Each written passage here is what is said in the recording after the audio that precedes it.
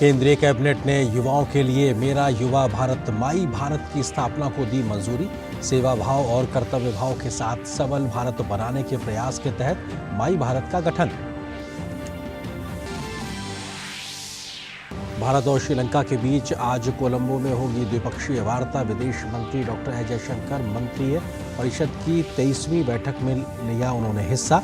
कहा, एक स्वतंत्र, खुला और समावेशी हिंद महासागर क्षेत्र भारत की प्राथमिकता। राष्ट्रपति द्रौपदी मुर्मू ने श्रीनगर में कश्मीर विश्वविद्यालय के 20वें दीक्षांत समारोह को किया संबोधित। कश्मीर को जन्नत बनाए रखने में युवाओं की बताई अहम भूमिका। चिनार युद्ध स्मारक पर राष्ट्रपति ने शहीदों को दी श्रद्धांजलि।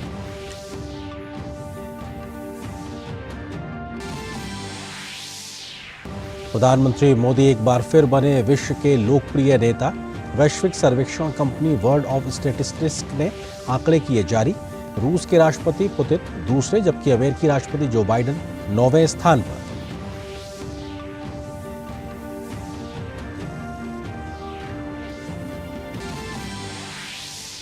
न्यूज क्लिक मामले में सीबीआई ने दर्ज किया फेरा के तहत मामला।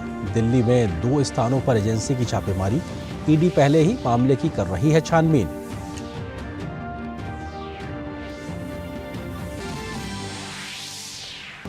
इजरायल और हमास के बीच जारी संघर्ष में अब तक 2000 से ज्यादा लोगों की मौत।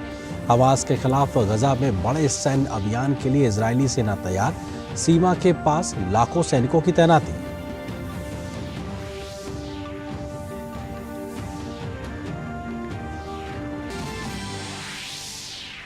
आईसीसी विश्व कप में भारत और अफगानिस्तान के बीच मुकाबला जारी। अफगानिस्तान का टॉस जीतकर पहले बल्लेबाजी का फैसला। भारत ने झटके 3 विकेट।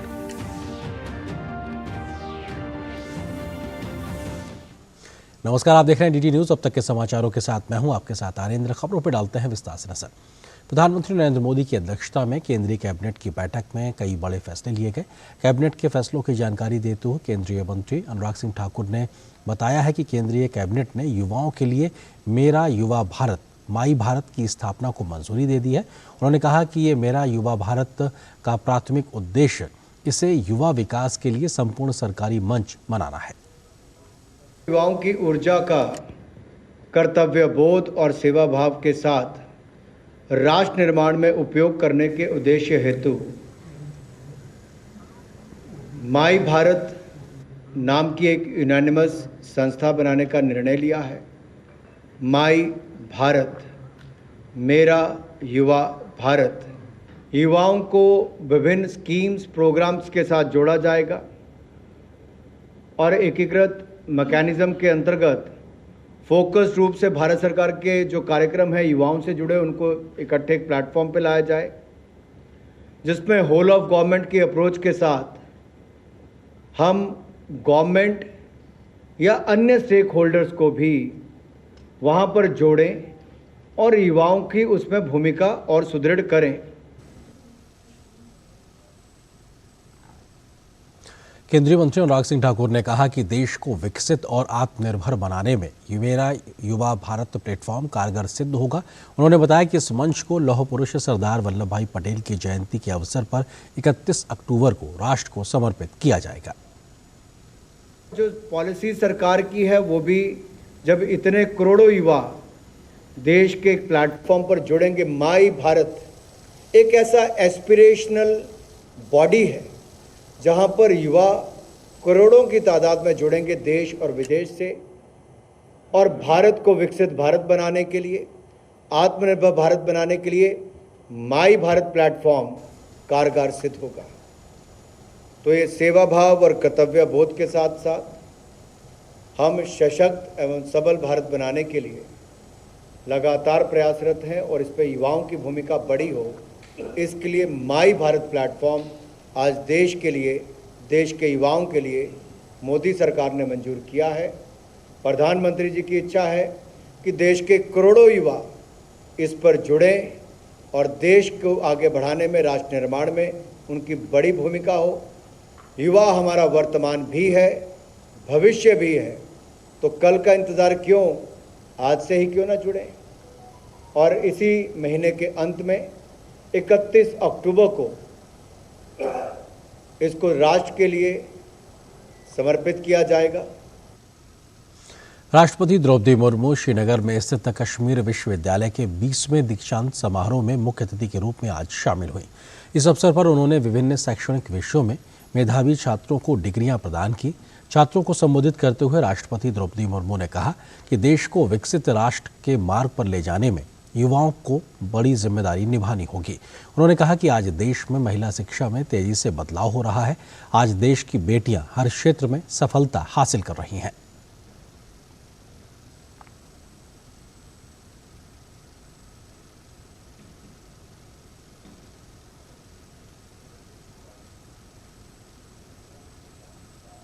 होनहार बेटियां हमारे देश की तस्वीर भी है और तकदीर भी।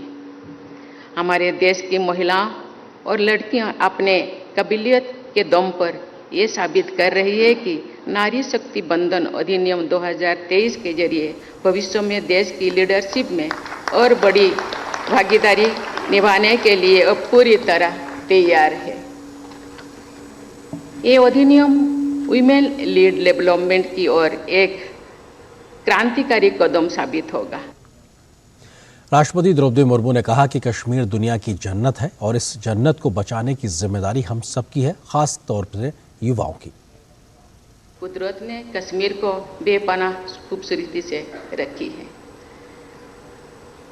फारसी शायरों में ठीक ही कहा गया है कि अगर जमीन पर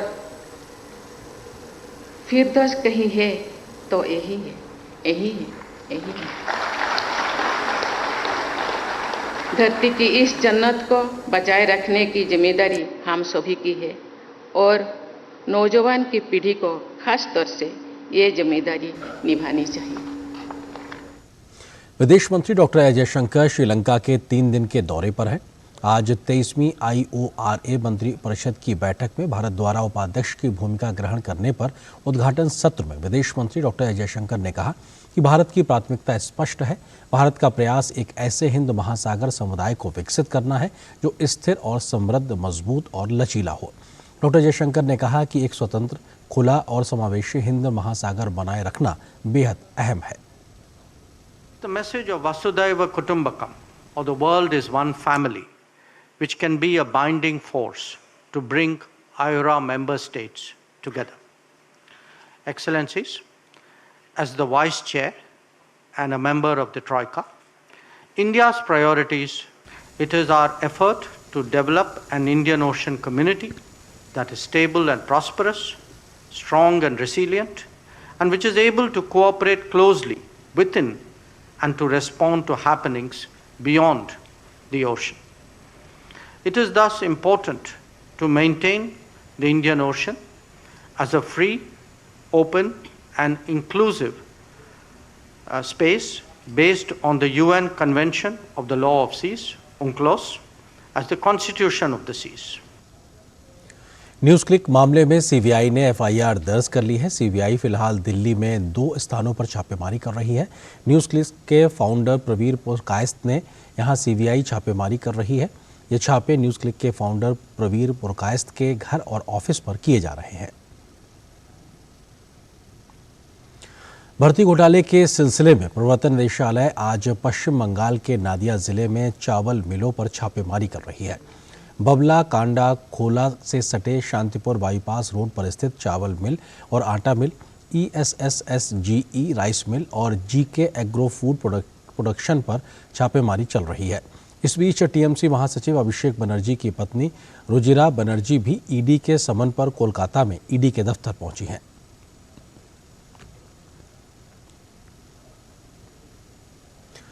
भाजपा के राष्ट्रीय प्रवक्ता सैयद जफर इस्लाम ने कहा है कि देश प्रधानमंत्री नरेंद्र मोदी के नेतृत्व में आर्थिक रूप से प्रगति कर रहा है।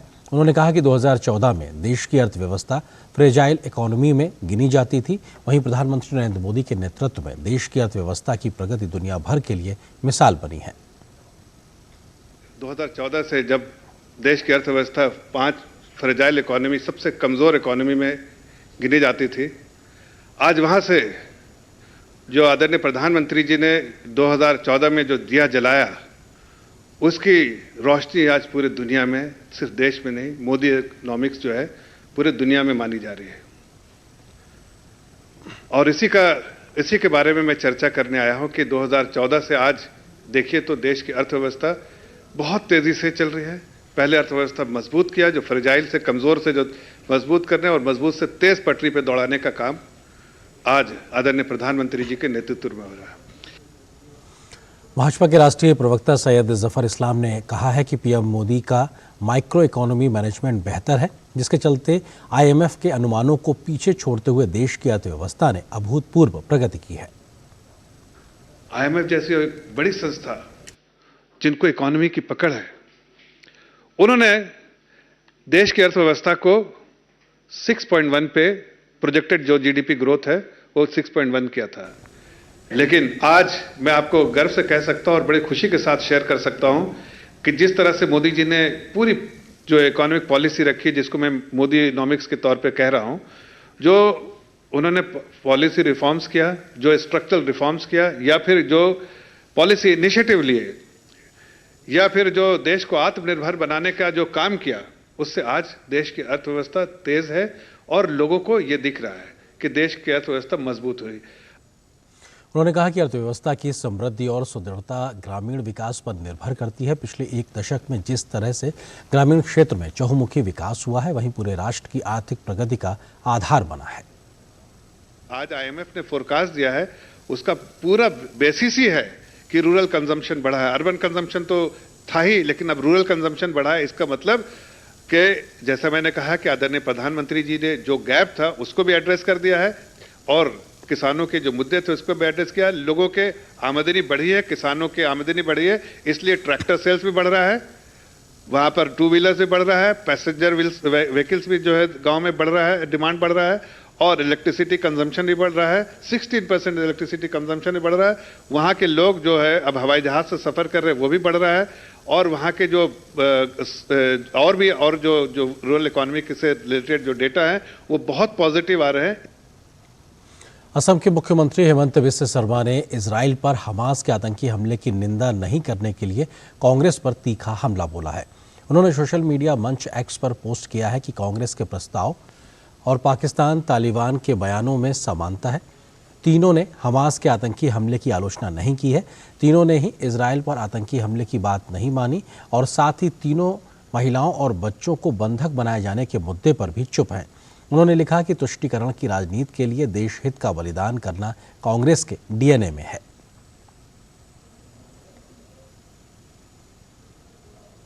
प्रधानमंत्री नरेंद्र मोदी 12 अक्टूबर को उत्तराखंड का दौरा करेंगे। प्रधानमंत्री अल्मोड़ा स्थित जागेश्वर धाम में पूजा और दर्शन भी करेंगे। उत्तराखंड के अल्मोड़ा शहर से करीब 35 किलोमीटर दूर और 6200 फीट की ऊंचाई पर स्थित है भगवान शिव का ज्योतिर्लिंग, जिसे जागेश्वर धाम के नाम से जाना जाता है। प्राकृतिक सौंदर्य के साथ साथ जागेश्वर धाम 250 छोटे बड़े मंदिरों का एक समूह है, जिसमें भगवान शिव के 108 ज्योतिर्लिंग के साथ साथ कई देवी देवताओं के मंदिर हैं। इस मंदिर का निर्माण 8वीं शताब्दी से लेकर 12वीं शताब्दी के बीच किया गया था। परिसर में मंदिरों का निर्माण बड़ी बड़ी शिलाओं के जरिए किया गया है, जिसके दरवाजों और चौखटों पर देवी देवताओं की प्रतिमाएं अलंकृत हैं। मंदिर परिसर में भगवान शिव के 2 ज्योतिर्लिंग हैं, जिसमें एक जागेश्वर धाम ज्योतिर्लिंग और दूसरा विश्व की सबसे प्राचीन महामृत्युंजय ज्योतिर्लिंग है। प्रधानमंत्री नरेंद्र मोदी देश के ऐसे पहले प्रधानमंत्री होंगे जो उत्तराखंड स्थित इस जागेश्वर धाम मंदिर में पूजा अर्चना के लिए गुरुवार को पहुंचेंगे और तकरीबन आधे घंटे तक यहां पूजा अर्चना और ध्यान करेंगे। उत्तराखंड में 2 ज्योतिर्लिंग माने जाते हैं, केदारखंड में केदारनाथ जी और कुमाऊं में मानसखंड में जागेश्वर धाम जी। बहुत मान्यता है इस मंदिर की और इसका इसलिए मास्टर प्लान भी बनाया जा रहा है और जीर्णोद्वार इसका हो जाएगा अगले 1 साल में। और माननीय प्रधानमंत्री जी ने भी समय दिया है और डेफिनेटली ही जब माननीय प्रधानमंत्री जी यहाँ आएंगे और इसकी और महत्वता तो पहले से ही है, लोगों को और पता चलेगा और यहाँ पर्यटन भी और बढ़ावा मिलेगा और लोकल इकोनॉमी को भी बहुत बड़ा बूस्ट मिलेगा। इस मंदिर में उत्तराखंड के साथ साथ पूरे देश से हजारों लाखों तीर्थयात्री हर वर्ष पहुँचते हैं। विश्व का सबसे पहला महामृत्युंजय ज्योतिर्लिंग होने के साथ साथ इस परिसर में भगवान शिव और माता पार्वती के देवदार पेड़ रूपी अर्धनारीश्वर स्वरूप को भी साक्षात देखा जा सकता है। इस मंदिर का उल्लेख कई प्राचीन पुराणों में भी है, जिसकी मान्यता भगवान शिव के ज्योतिर्लिंगों में भी की जाती है। प्रधानमंत्री नरेंद्र मोदी के यहाँ आने से न सिर्फ यहाँ के पुजारी, स्थानीय लोग, बल्कि यहाँ आने वाले तीर्थयात्री भी काफी खुश हैं। इनका मानना है कि प्रधानमंत्री के यहाँ आने से इस मंदिर का फिर से जीर्णोद्धार होगा और ये बाबा के जैसे मंदिरों की तरह एक भव्य मंदिर का रूप लेगा, जिससे इस पूरे क्षेत्र में रोजगार के साथ साथ स्वरोजगार और धार्मिक पर्यटन को भी बढ़ावा मिलेगा। प्रधानमंत्री तो हमारे देश में कई आए, पर जो विकास, जो नवयुवकों के लिए उन्होंने रोजगार और इतना विकास किया, हम लोग के गर्व की बात है। और जागेश्वर धाम में वो पहली बार आ रहे हैं। हम लोग की यहाँ पीढ़ी दर पीढ़ी बीत गई है, फिर भी पहले बार हमारा सौभाग्य है कि भारत देश के प्रधानमंत्री पहली बार जागेश्वर धाम आ रहे हैं। ऐसी मान्यता है कि महादेव आज भी यहाँ माता पार्वती के साथ वृक्ष के रूप में विराजते हैं, जो तकरीबन 2500 साल से भी पुराना है। देखो अपना देश या फिर एक भारत श्रेष्ठ भारत, ये प्रधानमंत्री नरेंद्र मोदी की दूरदर्शिता का ही नतीजा है कि आज भारत अपनी सांस्कृतिक विरासत और ऐतिहासिक धरोहरों को फिर से पुनर्जीवित कर रहा है और रोज विकास के नए आयाम की रचना कर रहा है। जागेश्वर धाम उत्तराखंड से अभिषेक सिंह की रिपोर्ट, डीडी न्यूज। सूचना और प्रसारण मंत्री अनुराग सिंह ठाकुर ने आज आकाशवाणी के रंग भवन में क्रश ट्रिश और बाल्टी बॉय भारत हैं हम एनिमेशन सीरीज को लॉन्च किया। ये सीरीज दूरदर्शन के साथ साथ OTT प्लेटफॉर्म्स नेटफ्लिक्स और अमेजन प्राइम वीडियोस पर भी स्ट्रीम की जाएगी। इसे 15 अक्टूबर से हर रविवार को सुबह 11 बजे दिखाया जाएगा। इस सीरीज को अमेरिका, ब्रिटेन और ऑस्ट्रेलिया समेत 100 से अधिक देशों के लोग देख सकेंगे। कार्यक्रम में सूचना और प्रसारण मंत्रालय के सचिव अपूर्व चंद, प्रसार भारती के मुख्य कार्यकारी अधिकारी गौरव द्विवेदी भी मौजूद रहे।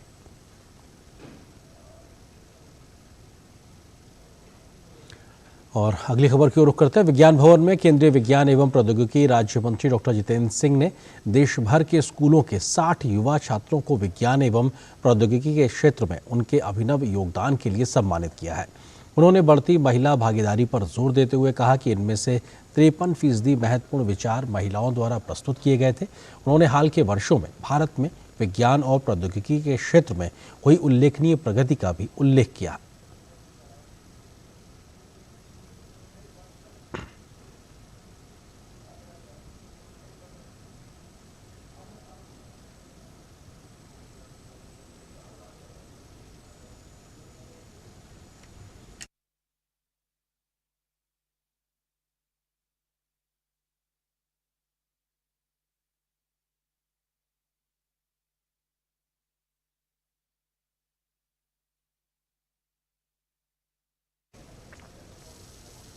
India's success in the recent times is being borne out by parameters which are not of our doing, which are known to be objective, impartial, and universally recognized. For example, in the GII parameter, we have jumped 41 places, from 81 to 40. Now, this is not my index, not your index, not India's index, but the world is acknowledging it. The International Monetary Fund has recognized India as the fastest growing economy. Chandrayaan, the joint director, is again a woman, Kalpana. So please stop talking about encouraging women. Encourage yourself to be led by women. आयकर विभाग Swiss bank से प्राप्त भारतीय नागरिकों और संगठनों के bank खातों का विश्लेषण करेगा। यह जानकारी केंद्रीय प्रत्यक्ष कर बोर्ड के अध्यक्ष नितिन गुप्ता ने दी है। उन्होंने बताया कि अगर इसमें कोई कर चोरी पाई गई तो काला धन अधिनियम के तहत कार्रवाई की जाएगी। भारत को यह जानकारी वार्षिक स्वचालित सूचना आदान प्रदान के अंतर्गत मिली है।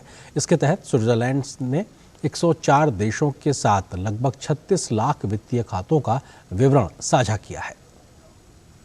इस प्रकार का जो भी डेटा आता है उसके ऊपर आयकर विभाग कार्य करता है और वो केसेस को आइडेंटिफाई करता है जहां पे कि फॉरेन असेट हैं पर दिखाई गई नहीं है, तो उनके ऊपर फिर आगे कार्रवाई होती है जो ब्लैक मनी एक्ट के तहत, और वो आगे कार्रवाई की जाती है। और एक महत्वपूर्ण खबर जो कि चुनाव से जुड़ी हुई है। चुनाव आयोग ने राजस्थान में आने वाले विधानसभा चुनाव की तारीख में बदलाव किया है। अब राजस्थान में 23 नवंबर की बजाय 25 नवंबर को मतदान होगा। नामांकन की आखिरी तारीख 6 नवंबर है। नामांकन पत्रों की जांच 7 नवंबर को होगी और नाम वापसी की आखिरी तारीख 9 नवंबर है। वोटों की गिनती पहले से निर्धारित 3 दिसंबर को ही होगी, लेकिन वोटिंग का जो दिन है वो चेंज किया गया है। 23 नवंबर पहले तारीख तय थी, अब 25 नवंबर किया गया है। चुनाव आयोग का कहना है कि उसको तमाम सामाजिक संगठनों, अन्य सोशल सोसाइटीज़ के माध्यम से इस प्रकार की अपील की गई थी कि 23 तारीख की तारीख में बदलाव किया जाए, और उस बदलाव के पीछे के कारण भी चुनाव आयोग ने दिए हैं कि इस दिन बड़ी संख्या में शादी और अन्य प्रकार के कार्यक्रमों की एक तरीके से आयोजन होना है। ऐसे में बड़ी संख्या में लोग मतदान से प्रभावित हों, ऐसी भी संभावना है। इस बात के मद्देनज़र चुनाव आयोग ने इस बात का संज्ञान लिया और इस बात के संज्ञान लेते हुए बदलाव किया। अब 23 नवंबर की जगह 25 नवंबर को राजस्थान में एक ही चरण में वोटिंग कराई जाएगी, जो कि पहले 23 नवंबर को होनी थी, अब 25 नवंबर को ये वोटिंग होगी। इजराइल और हमास के बीच युद्ध और तेज हो गया है। इजराइल ने दावा किया है कि उसने गाजा पट्टी के क्षेत्रों को हमास के नियंत्रण से वापस ले लिया है। उसने यह भी बताया है कि इजराइल लड़ाकू विमानों ने गाजा में हमास के 2294 से अधिक ठिकानों को निशाना बनाया। अब तक इस लड़ाई में दोनों पक्षों के 2100 से अधिक लोग मारे गए हैं। इजराइल में हमास के हमलों से 1200 से ज़्यादा लोगों की मौत हुई है, तो वहीं गाजा पट्टी में इजरायली सेना के हमले में 900 से ज़्यादा लोग जान गंवा चुके हैं। इजराइल के रक्षा मंत्री योव गैलेंट ने कहा है कि आतंकी हमलों के मद्देनज़र जवाबी कार्रवाई के रूप में इजरायली रक्षा बल हमास के ठिकानों पर पूर्ण हमले की ओर बढ़ रहे हैं। इजराइल की वायुसेना ने बताया कि हमास के आतंकवादी हमले के बाद वह विदेशों में तैनात अपने सैनिकों को युद्ध में शामिल होने के लिए स्वदेश ले आई है। वायुसेना के अनुसार उसके मालवाहक विमान विदेशों से सैकड़ों इजरायली सैनिकों को वापस ले आए हैं। इजराइल ने अपने 3 लाख पूर्व सैनिकों को भी युद्ध में शामिल होने के लिए बुला लिया है।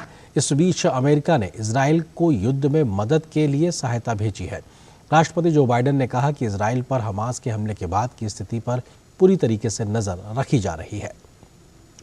इजराइल और फिलिस्तीन के बीच चल रहे घटनाक्रम के मद्देनज़र स्थिति पर नज़र रखने के साथ साथ जानकारी और सहायता प्रदान करने के लिए विदेश मंत्रालय ने 24 घंटे का नियंत्रण कक्ष स्थापित किया है। इजराइल और फिलिस्तीन के ताज़ा हालात को लेकर विदेश मंत्रालय ने इस प्रकार की जानकारी साझा की है और लोगों को टोल नंबर की सुविधा भी एक प्रकार से दी गई है और उसकी जानकारी साझा की जा रही है। इसके तहत जो नंबर दिए गए हैं वो नंबर हैं +972 3522 6748 और इसके अलावा एक और नंबर है +972 5432 78392। इसके अलावा जो बात कही गई है विदेश मंत्रालय के माध्यम से वो ये कि आखिर जो लोग हैं वो कॉन्सुलेट को भी वहाँ पर कोशिश कर सकते हैं। कॉन्सुलेट 1.tel-aviv@mea इस ईमेल के माध्यम से भी संपर्क कर सकते हैं तथा इस जो टोल नंबर्स है इसके माध्यम से, टोल फ्री नंबर्स के माध्यम से भी जानकारी हासिल कर सकते हैं। आगे बढ़ते हैं और अगली खबर खेल से जुड़ी हुई। टोक्यो ओलंपिक्स में पदक से चूकने के बाद एशियाड में गेम्स रिकॉर्ड के साथ 3000 मीटर स्टीप चेस में स्वर्ण पदक जीतने वाले सूबेदार अविनाश सावले को नज़र अब पेरिस पे लगी हुई है। सावले भारतीय सेना में सूबेदार हैं और अपनी सफलता के लिए फौज का अहम योगदान मानते हैं। हमारे संवाददाता विशाल वेरेस्टो से एशियन चैंपियन सावले ने खास बातचीत की। एक स्वर्ण पदक, एक रजत पदक और एशियाड में गेम्स रिकॉर्ड मेरे साथ है अविनाश सावले, सूबेदार अविनाश सावले। सबसे पहले आपको बहुत बहुत बधाई हो और 2 मेडल आपने हासिल करे। लोग आपको अविनाश सावले के नाम से जानते हैं, लेकिन आप सूबेदार भी हैं फौज में, तो फौज का कितना कंट्रीब्यूशन रहता है जीत हासिल करने में? बहुत ज़्यादा, क्योंकि मैं तो वैसे भी एक नॉर्मल सोल्जर करके ज्वाइन किया था इंडियन आर्मी को, और उसके बाद मुझे आर्मी की वजह से मैं स्पोर्ट्स में आया। तो मतलब मैं पहले तो एक सोल्जर हूँ, तो मुझे लगता है कि बहुत खुशी होती है। और इस जो मेरी मतलब स्पोर्ट्स की जर्नी है उसमें आर्मी का बहुत ज़्यादा मतलब योगदान है, क्योंकि आर्मी ने मुझे जो स्टार्टिंग के ये थे उसमें बहुत ज़्यादा सपोर्ट किया है और वहाँ पे मुझे एक प्लेटफॉर्म मिला स्पोर्ट्स में आने का, प्रैक्टिस करने का मौका मिला, अच्छी फैसिलिटीज़ मिली, तो उसकी वजह से शायद मैं स्पोर्ट्स में अच्छा कर पाया। मिल्खा सिंह फौज से उन्होंने देश का नाम रोशन किया, अब आप हैं, नीरज चोपड़ा हैं, तो फौज के लिए कितनी बड़ी इंस्पिरेशन आप बन जाते हैं अपने साथियों के लिए? मतलब बहुत मतलब एक ये होता है कि जैसे मैंने स्पोर्ट्स स्टार्ट किया था तो उस समय मैंने जो मिल्खा सिंह सर है उनको एक ये माना था, क्योंकि उस समय मूवी आई थी कि भाग मिल्खा भाग, तो वो देखने के बाद मेरे अंदर भी आया था कि मैंने भी स्पोर्ट्स स्टार्ट करना है, मुझे भी मतलब इनकी तरह बनना है। मतलब उस समय तो ऐसे लगता था कि मतलब ऐसे तो नहीं बन पाएंगे, लेकिन थोड़ा सा मतलब कुछ तो करना है, चाहे नेशनल लेवल पे भी करे।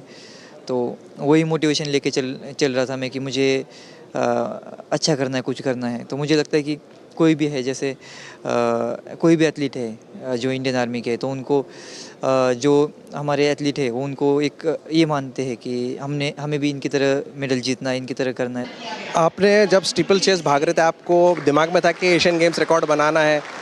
हाँ जी, बिल्कुल। मतलब जो इस साल के कॉम्पिटिशन थे, मेरा कभी थोड़ा सा रिज़ल्ट कभी अच्छा रहा, कभी अच्छा नहीं रहा, तो इसलिए थोड़ा सा ये था कि अभी एशियन गेम्स इस सीज़न का लास्ट कंपटीशन है और कुछ भी हो, मतलब मुझे एशियन गेम्स में गोल्ड जीतना है और गोल्ड के साथ गेम्स रिकॉर्ड भी करना है। अच्छा, एक आखिरी सवाल, अब पेरिस की क्या तैयारी, क्योंकि अब आपसे बहुत ज़्यादा एक्सपेक्टेशन होगी? अभी जो पेरिस ओलंपिक्स है उसका मेरा यही फोकस है कि नहीं, मुझे कुछ भी हो, मतलब उसके लिए मेरा तो अंदर से यही है कि सभी का एक बहुत बड़ा ये होता है, गोल होता है। मेरा भी गोल है कि नहीं, मुझे मतलब मेडल जीतना ही है। तो ये थे सूबेदार अविनाश साबले, जिनका ये कहना है कि एशियन गेम्स में रिकॉर्ड बनाया, पिछली बार अनलकी रहे लेकिन इस बार पेरिस में नहीं चूकना है। कैमरामैन राहुल चोपड़ा के साथ मैं विशाल बेरिस्टो, डीडी न्यूज़, दिल्ली।